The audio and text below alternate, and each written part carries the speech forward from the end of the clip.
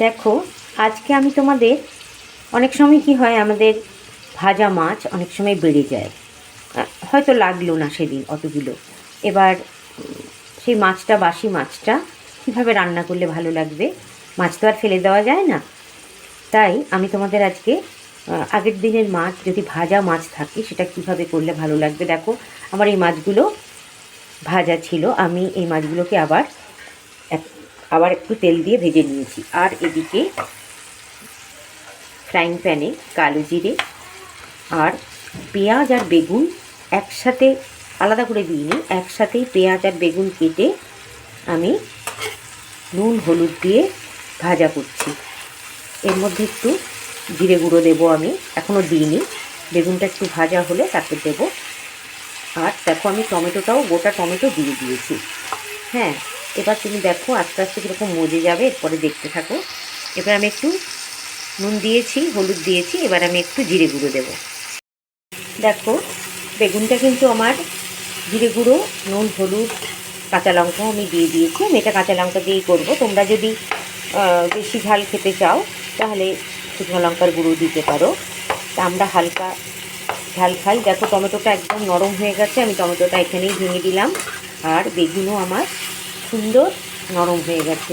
মানে এটাতে আর বেশি অন্য কিছু দিতে লাগবে না। এবার দেখো, আমি এদিকে ভিজিয়ে রেখেছি সর্ষে গুঁড়ো ভিজিয়ে রেখেছি।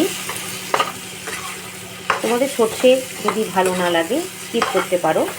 তা বাসি মাছে একটু জিরে গুঁড়োর সাথে একটু সর্ষে গুঁড়ো দিলে খেতে ভালো লাগে, তাই আমি দিচ্ছি। তোমরাও দিয়ে দেখো। দেখো, আমার বেগুনটা সুন্দরভাবে কষানো হয়ে গেছে। এবার আমি সর্ষে গুঁড়োটা এর মধ্যে দিয়ে দিলাম। এটা কিন্তু একদম ঝোল হবে না, একদম গামাখা হবে।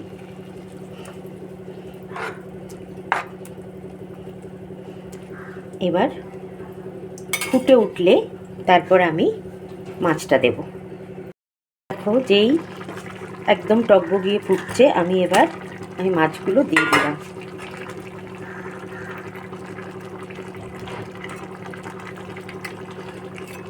এই মাথাটাও ছিল, এই মাথাটাও এর মধ্যেই দিয়ে দিলাম।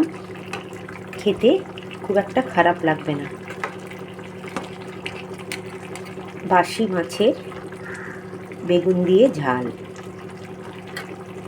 দেখো, এটা যে কোনো মাছেরই হতে পারে। এটা আমার রুই মাছ। যে কোনো ছোটো মাছ বা বড় মাছ যদি বাসি থাকে, তোমরা বেগুন দিয়ে এভাবে করে দেখতে পারো। রেসিপিটা কেমন লাগলো তোমরা অবশ্যই জানাবে। দেখো, আমার কমপ্লিট বাসি মাছের বেগুন দিয়ে ঝাল।